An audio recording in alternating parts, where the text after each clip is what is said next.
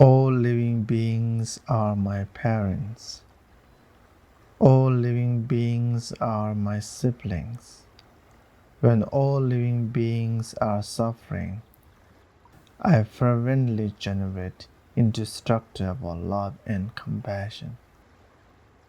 By the blessings of immeasurable love, by the force of awareness of unmistaken truth, of all previous great holy beings, may all living beings be free from the dangers of illness. Grasping hands in a circle of friendship, seeing the wisdom of benefit to self and others.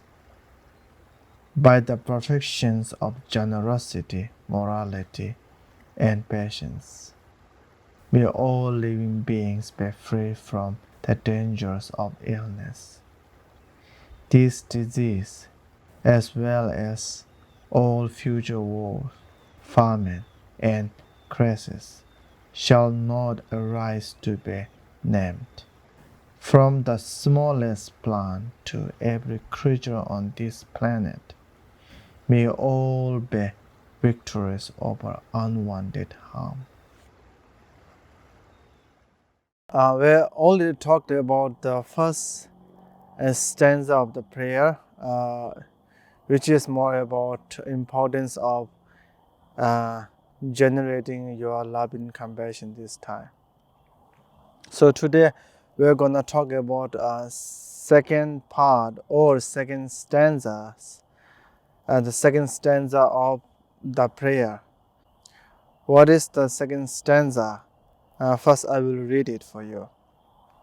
By the blessing of immeasurable love, by the force of awareness of unmistaken truth, of all previous holy beings, may all living beings be free from the dangers of illness.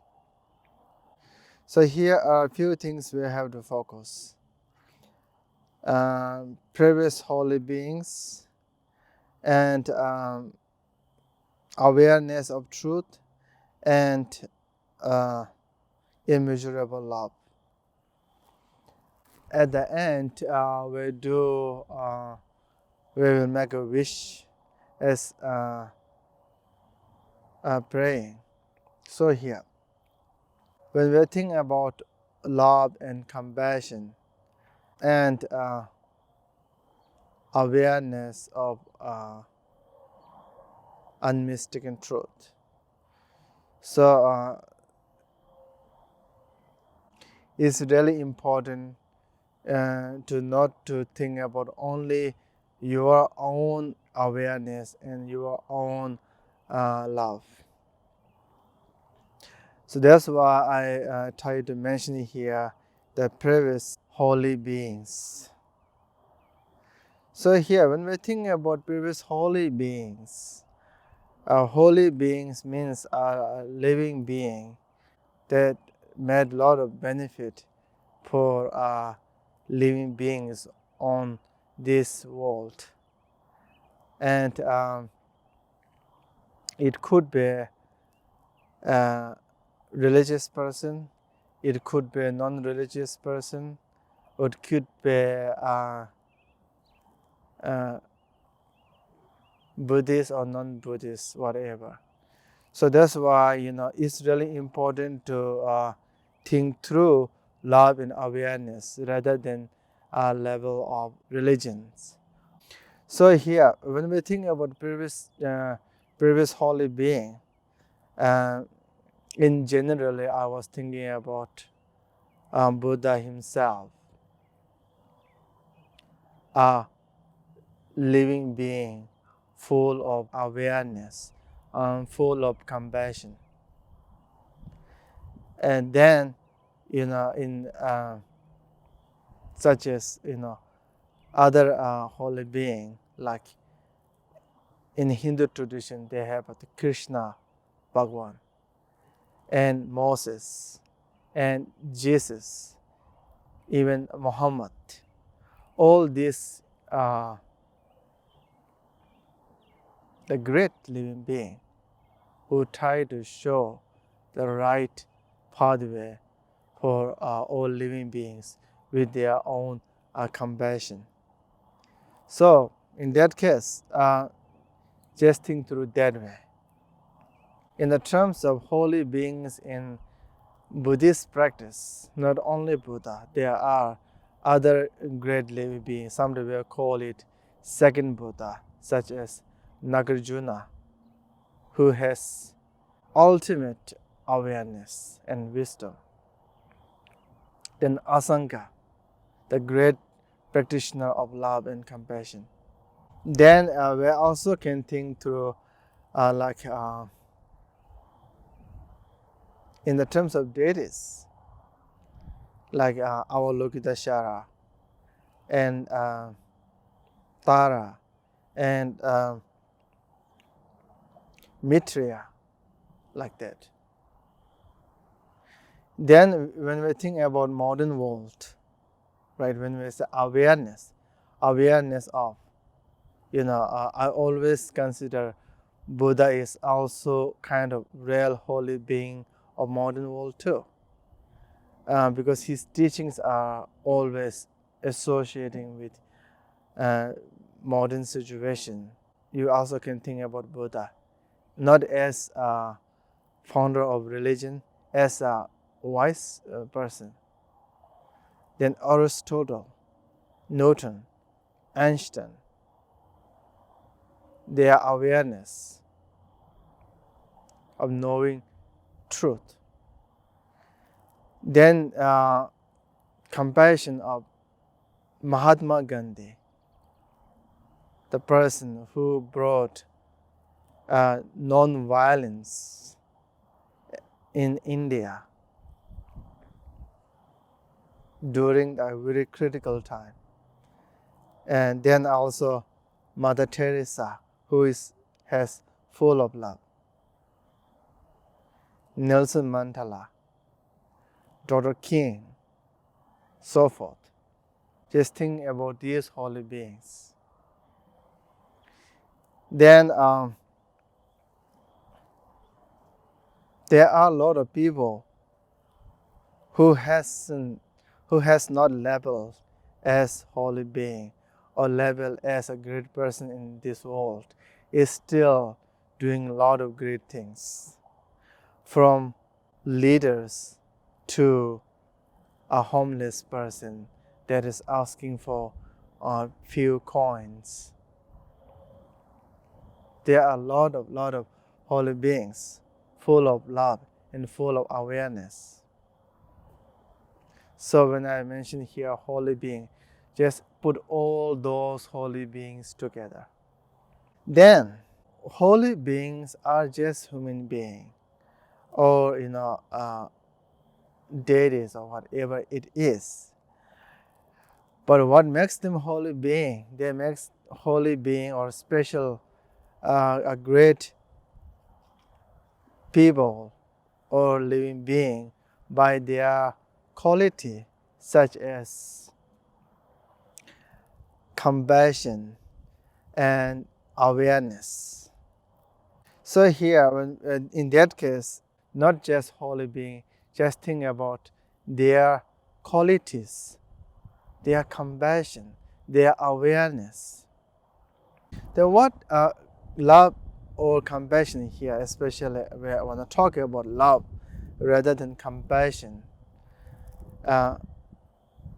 because love is kind of medicine. Love is kind of something that can treat your illness, your suffering.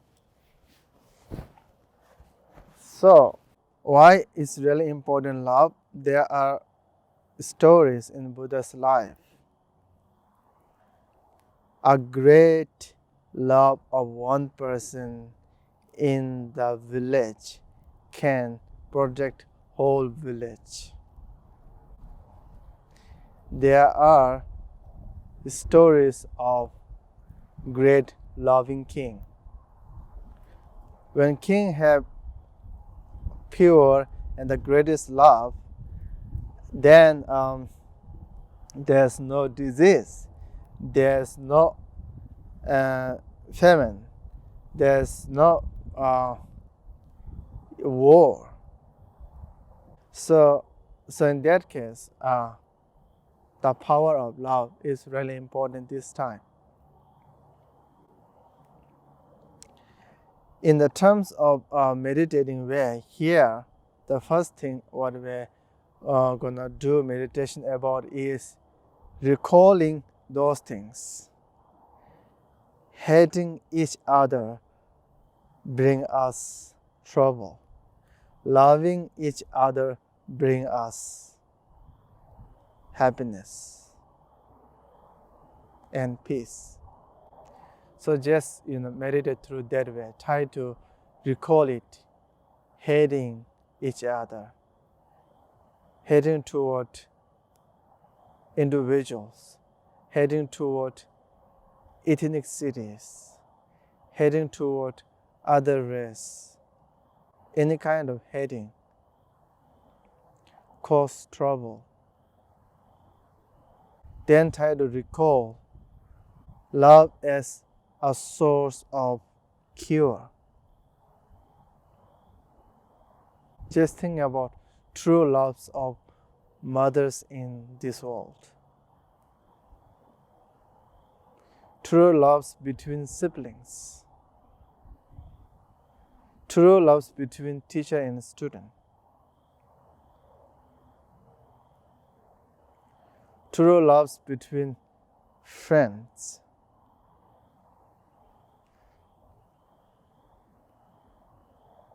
Those pure love brings you happiness. Recall like that way. Then when you feel that hating each other as curse and loving each other as cure, then move to next focus. Meditating on just love. Now you don't have to think about hating is a cause of suffering or trouble. You don't have to think through that way. Just try to promote your love. So to promote your love here, try to understand how close you are to others or how close others to you. You guys have similar face, similar figure, similar mentality. So then try to feel you are closer to other living beings. And then try to feel adored toward other living beings. It's really, really important to include non-human species. When you think about just human being, you are thinking about 7 billion living beings. When you include all living beings on this world, then there is no number. That makes your love great. Afterward, internalize unity of you and other. Try to cherish other as how you cherish yourself. Then when you feel the concept of love, then move next to the second one, truthness of awakened mind. The power of truth is invincible one. Nobody can change truth. Truth is truth all the time. That is the power of truth. If you pray, if you try to pray for something, you need something as material to pray. So today in this stanza, we are trying to pray through those materials, love and awakened mind, or truthness of awakened mind. So think about truth. There are a lot of ways to meditate on truth. Low level to higher level. The lowest level is in this world, there is no place, there is no suffering. Where you go, there are tiny, tiny suffering, tiny, tiny trouble and uncomfortable things there. Then that is true, because in Buddhist terminology, we call it samsara. Samsara is a circle of suffering, sort of that thing. So, okay, I will keep that way. So, just think through it that way. Just think about when there's disease in China, people want to run away from China. Surely, maybe somebody went to Korea. The disease came in South Korea. Maybe they run to Italy, right? When there is disease in Italy, maybe they run to America. When there's disease in America, right? Then they also can run from New York to other place. So just think about where you go, there is disease, right? Something like that this time. Likewise, in normal life, where you go, there's trouble. Maybe there are different levels, right? So, but that is truth. So this is the true nature of samsara, true nature of the world. But it doesn't mean that you should not do anything, right? You can handle it, you have to fight with it, but that is true nature.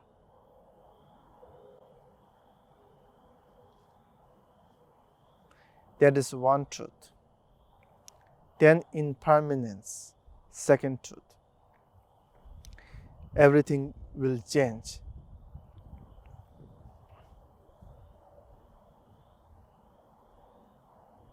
Time change, space change, people change, mind change. Everything is changing. So just think through that kind of wisdom. Then what other truthness is, all living beings want happiness. Nobody wants suffering. Yeah, so think through that way and meditate. Then there are kind of secular truthness, such as we are on one planet, right? So we all comes from a similar organism, sort of that thing. Maybe same organism, the first one. So all this kind of truthness, and then try to understand it, the power of truthness. Then not only you might have great love and great awakened mind. You might not have great love and great awakened mind yet. But just think about previous all those holy beings who have this thing in their love and awakened mind, the force of these things. By force of these things, that you make a wish. By force of these things, may all living beings be free from the dangers of illness. Not only just illness, the dangers of illness. Illness can cause a lot of problems, it can bring a lot of dangerous things, right? So surely you will focus here particular illness and just make a wish there and then pray it. So this is the second part of guided meditation on the coronavirus prayer, and I wish and this is helpful. And Thank you very much. Then I will bring next 2 parts. Thank you.